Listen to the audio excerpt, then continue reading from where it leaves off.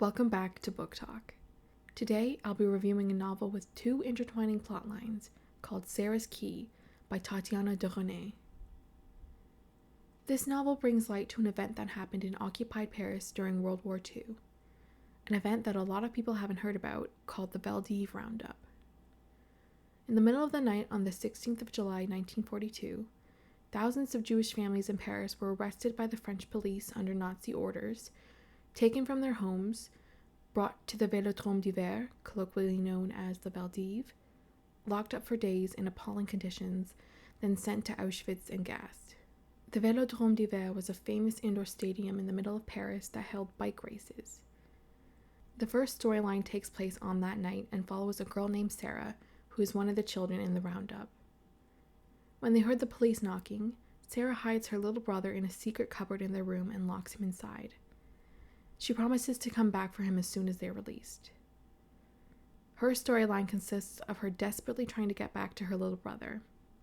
In between the chapters about Sarah is the main storyline that takes place 60 years later in May 2002 and follows an American-born journalist named Julia Jarmond, who came to Paris 25 years ago and stayed. She is tasked with writing an article about the Veldiv Roundup for the 60th anniversary, and despite living in Paris for more than 2 decades, she has never heard of it. She starts doing some investigating and soon finds something that connects her with Sarah. Now, it's hard for me to settle on a star rating for this novel. I really liked Sarah's storyline. It's a story of perseverance and was very emotionally charged, but I can't say the same for Julia's. Oh, that was my shoulder.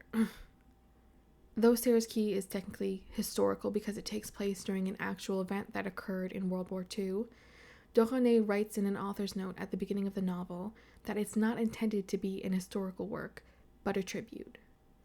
A tribute to the children of the Veldiv, and if that's true, I feel like Julia's storyline takes away from that.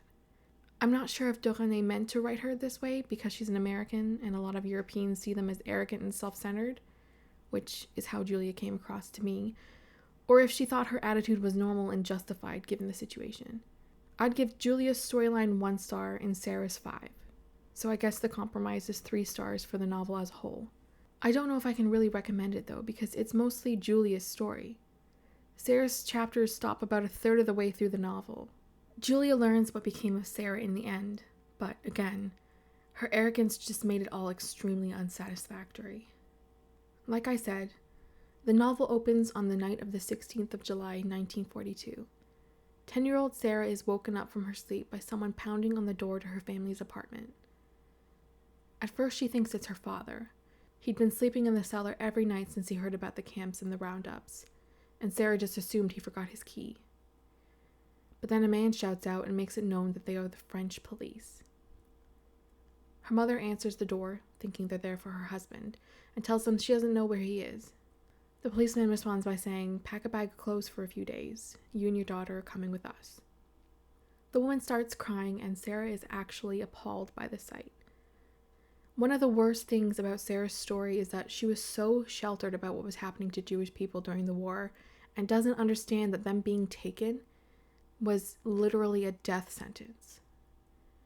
I get that she's a child and her parents didn't want to worry about things like that, and they hadn't taken children up to that point, but she's wholly unprepared when she does finally realize that they're not going on a little vacation. Sarah goes to help her little brother pack, but he says he's going to their secret place and climbs into the long, deep cupboard hidden in the surface of the wall in their bedroom. Sarah is hesitant to lock him in at first, but eventually agrees, saying she'll come back for him soon. The only thing wrong with this, to me, is that the secret cupboard is described as being cleverly hidden.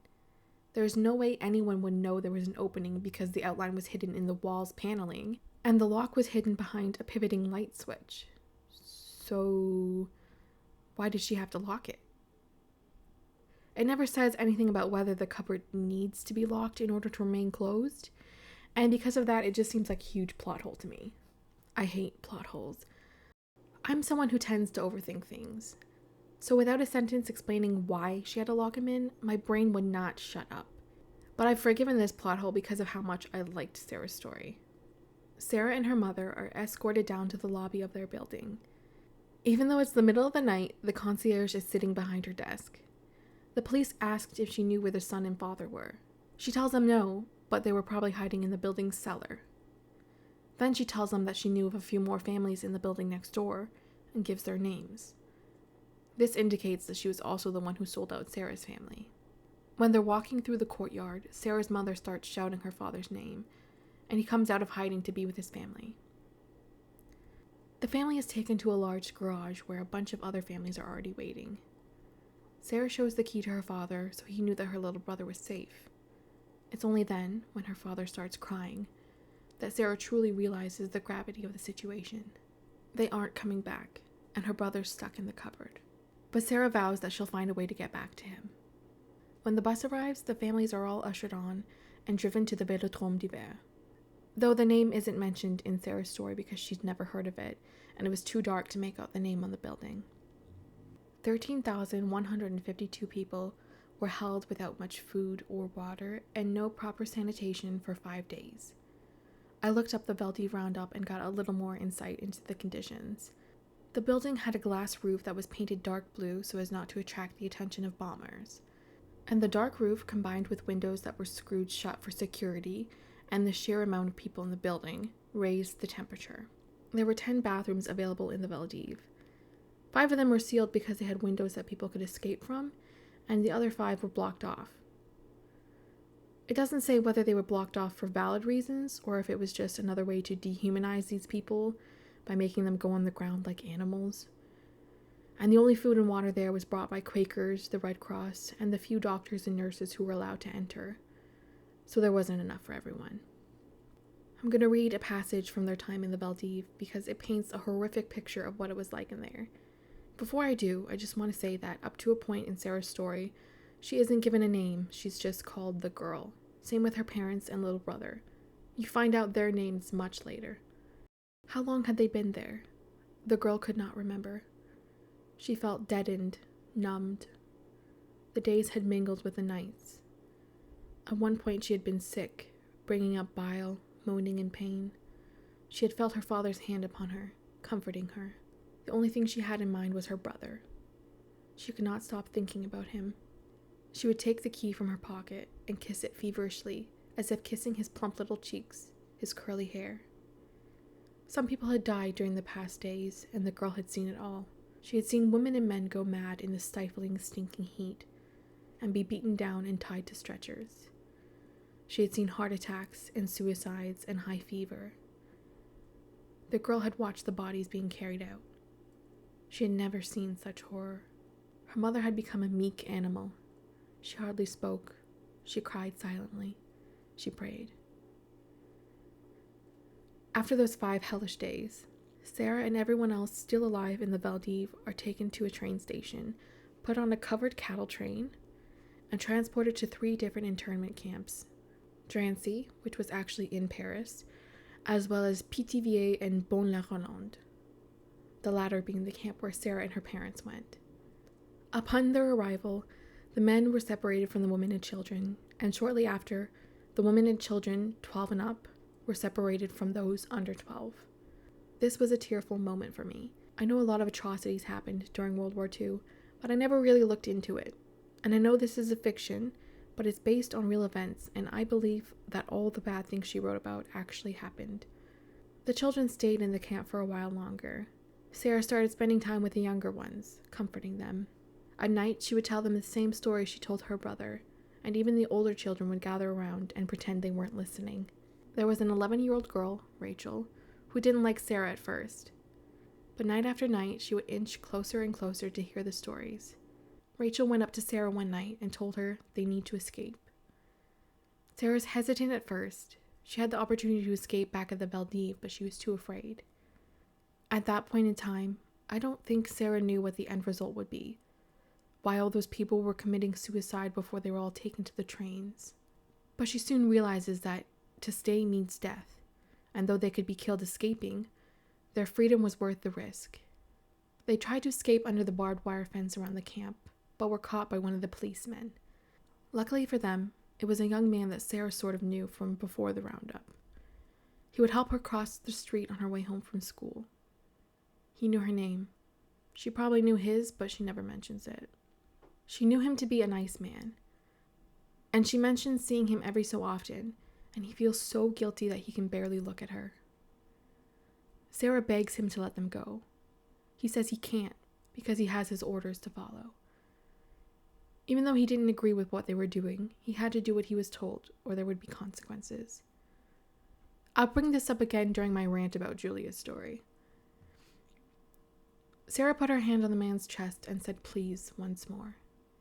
He thought about it for a long time, but in the end he let her go. He wasn't going to let Rachel go, but after a moment's hesitation, he let her go too. Once they've both cleared the fence, he hands Sarah a wad of money. He tells them to run, to take off their stars, and find help. For those of you who don't know what I mean when I say take off their stars, because I didn't know when I first read this book, the Nazis ordered that every Jewish person ages 6 and up had to wear a yellow Star of David to identify them as Jews. In France, it was sewn onto their shirts, usually on the chest.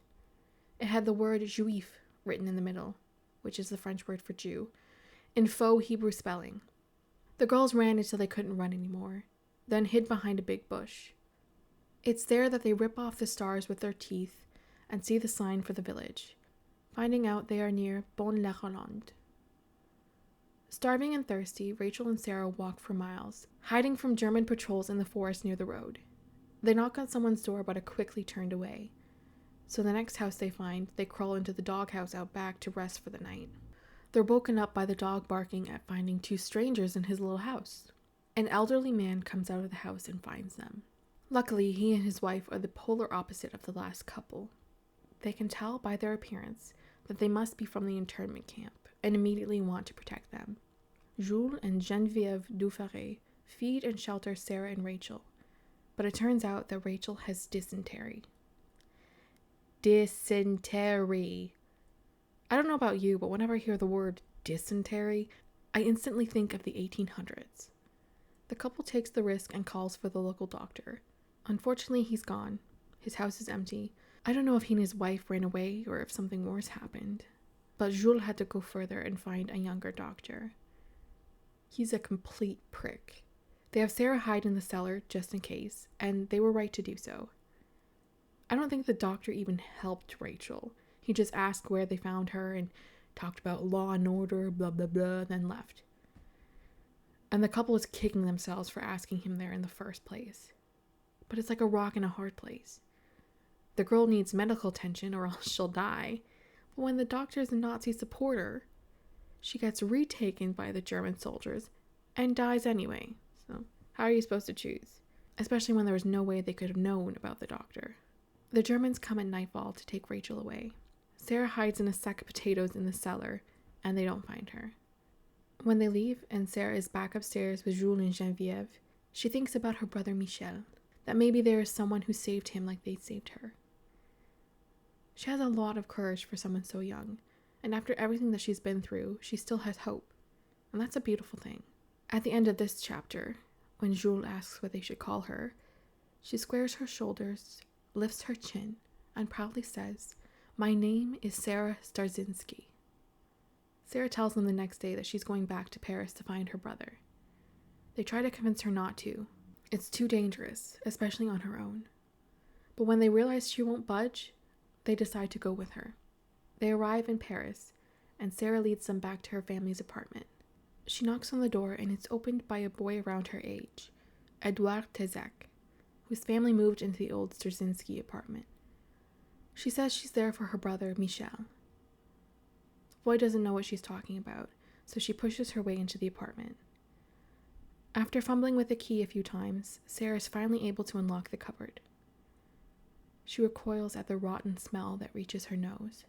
Jules tries to carry her away, but Sarah claws her way out of his grasp to look into the cupboard. She sees the small lump of a motionless, curled-up body with a blackened and unrecognizable face. She sinks to her knees and screams at the top of her lungs. She screamed for her mother, for her father, screamed for Michel. That's the last of Sarah's storyline. We find out what became of her in the remainder of Julia's story. Although the two storylines are threaded together, I've separated them so it wouldn't be confusing. But it does kind of take away from the mystery, I guess. The reason she didn't name Sarah or her parents or brother is because there were a few people they could have turned out to be.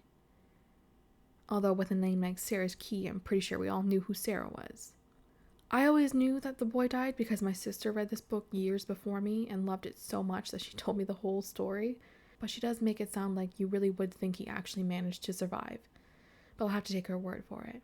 I'm not going to go into too much detail on Julia's story because it sucks, but I'll tell you all the important stuff and rant about it. Like I said, Julia is an American living in Paris with a French husband, Bertrand Tezek, and their 11-year-old daughter, Zoe. This story starts with Julia planning to move into an apartment that formerly belonged to her husband's grandmother. Obviously, we find out later that it's the Starzinski apartment. Then at work, she gets an assignment to write an article about the Valdiv roundup for the 60th commemoration in a few months. She starts researching the event and becomes obsessed, mostly with the fact that a bunch of children between the ages of 2 and 12 were killed. It says in the book that none of them came back from Auschwitz, but that's not exactly true. I read online that there were 400 survivors of the Valdiv roundup, 6 of which were children. But it's possible that those 6 escaped before being sent to Auschwitz, because I did also read that the children sent to Auschwitz were immediately sent to the gas chambers, so maybe that is true. Anyway, 400 people survived of 13,152, which is roughly 3% of the people that were arrested. And that's just assuming the numbers are accurate, and it's very possible they are not. Now, one of the things I don't like about Julia's story is that there's too many coincidences to be believable. The same week that Julia got the assignment, she has dinner at the home of some old friends who invited a new friend, Guillaume, to join them. When they start eating, Guillaume politely asks about Julia's work. She starts telling him about the article she's working on about the Valdiv roundup, and wouldn't you know it, Guillaume's grandmother's family were all taken except for her, because she was 15 and they were only taking small children. Doesn't quite make sense since they literally took everyone else, but seriously, what are the odds? Anyway, Julia does a lot of research and interviews family members and neighbors in the area. Then, when she visits her husband's grandmother, she asks if she remembers when her family moved into their apartment, because it was in the same vicinity as the arrests. She tells her it was July of 1942. They had been living in a cramped one-bedroom apartment with their 12-year-old son, and when the concierge of their old building told them about a 3-bedroom apartment with cheaper rent that had been suddenly vacated, they snatched it up. This is when I start to really hate Julia. She goes to the apartment that's being renovated for them to move into, and she acts like she's in the middle of this whole thing. Like it has such a huge effect on her life, but it doesn't. And she's so friggin' dramatic. It seemed to me that everything I had read in the past weeks came to a head here, in the very place I was about to live in. All the testimonies I had pored over, all the books I had studied, all the survivors and witnesses I had interviewed made me understand, made me see, with an almost unreal clarity, what had happened between the walls that I now touched. She doesn't even know for sure at this point that her Jewish family even lived in that apartment. It honestly could have been anyone if they pissed off the Nazis enough. She just gets an extremely holier-than-thou attitude about the whole thing. To me, Julia gets extremely arrogant and haughty about the whole thing, looking down on everyone around her for not constantly thinking about what happened to Jewish people during the war. That's honestly how she comes across to me. She didn't know about the Valdiv a few weeks ago, and now she hates everyone who doesn't know about it. I also don't like all the stuff about her personal life. I don't care about her. I came here for Sarah.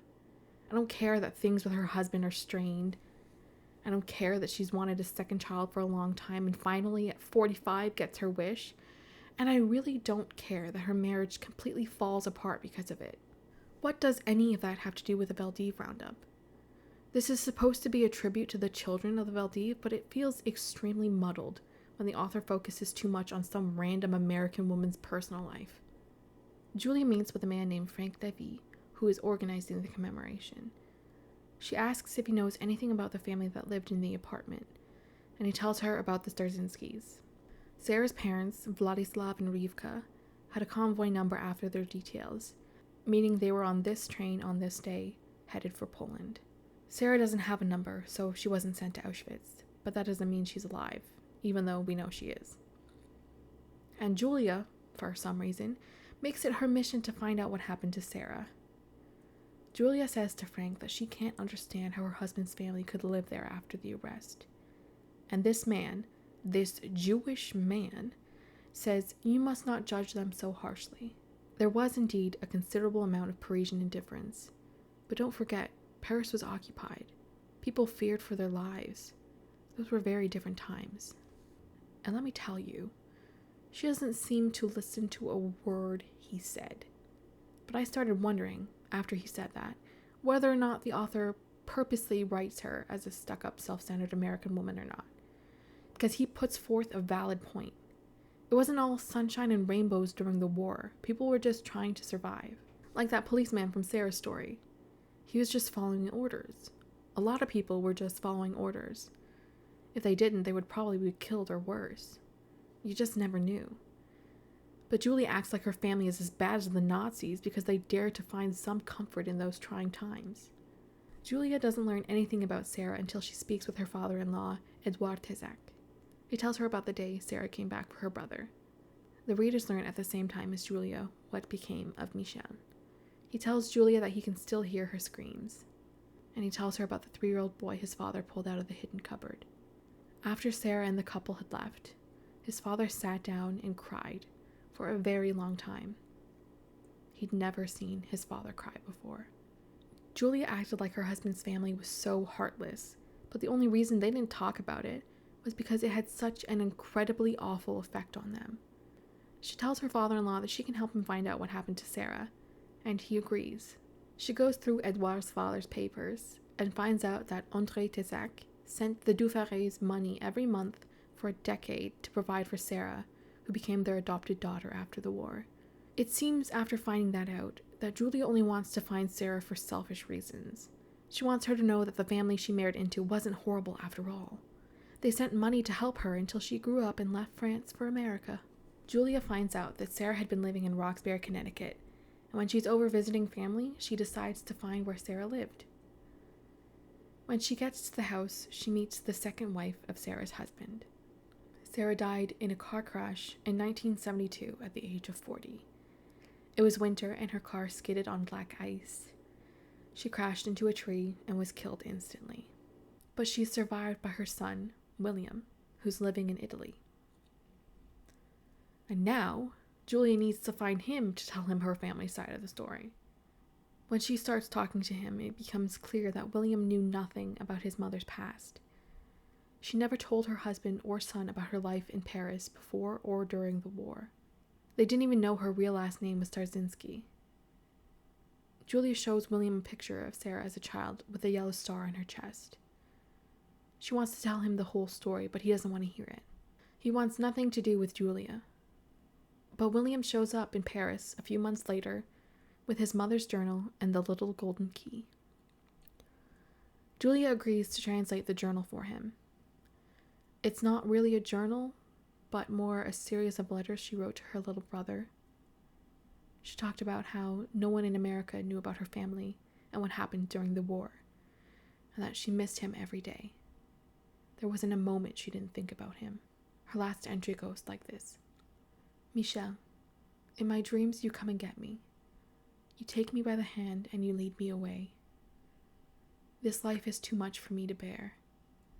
I look at the key and I long for you and for the past, for the innocent, easy days before the war. I know now my scars will never heal. I hope my son will forgive me. He will never know. No one will ever know. Sarah didn't skid on black ice. She drove into that tree because she couldn't bear her grief after all those years. Maybe if she had talked about it with her husband and son, it would have made things easier. William leaves soon after. He wants to visit all the places where his mother and grandparents had been. He needs to. Julia tries to get him to take her with him, but he says he needs to do it alone. After that, there's a 3-year jump. Julia is now living in New York City with her daughter and new baby girl. She feels unfulfilled and empty and can't stop thinking about William.